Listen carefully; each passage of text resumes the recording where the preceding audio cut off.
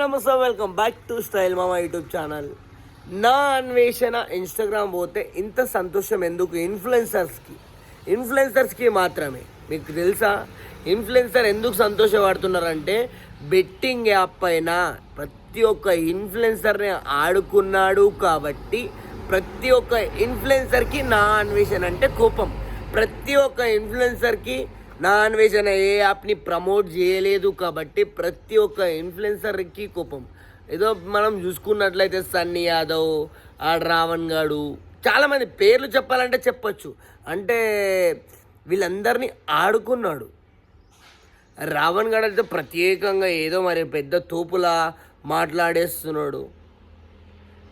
నిజంగా అంటే ఒక ఇన్ఫ్లుయెన్సర్ని చూసి వారసలేడు భయ్ చాలా కొంతమంది, కానీ అందరినీ వరుస పెట్టి కొట్టిండు నా అన్వేషణ. దట్ ఈజ్ నా అన్వేషణ. కాకపోతే కొన్ని రాంగ్ మాట్లాడిన తర్వాత క్షమాపణ కూడా చెప్పిండు. ఎందుకంటే ప్రజలు బాధపడితే నా అన్వేషణ ప్రజల మనిషి అనుకున్నాడో మనకు తెలియదు, కానీ ప్రజలకి క్షమాపణ చెప్పటంలో తగ్గలేదు. తప్పైంది, దొరలే, అనుకోకుండా వచ్చింది, క్షమించండి అన్నాడు. కానీ ప్రజలు ఏం చేస్తున్నారు? క్షమించరాని తప్పు అది అని చెప్పి మళ్ళీ, అంటే కొంతమంది, అందరు కాదు, చాలామంది క్షమించే గుణాలు ఉంటాయి. అరే మామ, ఒక మాట చెప్పాలంటే ప్రతి ఒక్క మనిషి తప్పు చేస్తాడే. కాకపోతే కొంతమంది చిన్న తప్పులు ఉంటాయి, కొంతమంది పెద్ద తప్పులు ఉంటాయి, కొంతమంది క్షమించరాని తప్పులు ఉంటాయి. కానీ ప్రతి ఒక్కరిని దేవుడు ఉన్నాడు కాబట్టి ఓపెన్గా చెప్పాలంటే ఇంకొకసారి చేయకుండా ఉండాలి అంటాడు. కానీ తప్పు చేసిన దానికి ఎవరికైనా ఏదో ఒకటి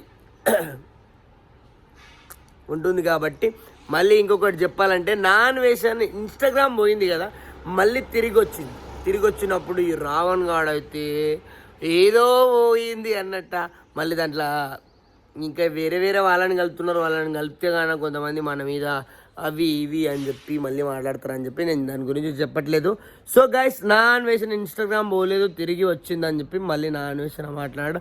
దాని గురించి నా అన్వేషణ గాడు ఈ విధంగా గేమ్లు ఆడతాడని తెలుసు, అది అని మళ్ళీ కొంతమంది కాంట్రవర్సీ. ఇది సమాజంలో జరుగుతున్న విషయాలు. సో గైస్, నా అన్వేషణకి సపోర్ట్ చేస్తున్న వాళ్ళైతే కామెంట్ చేయండి.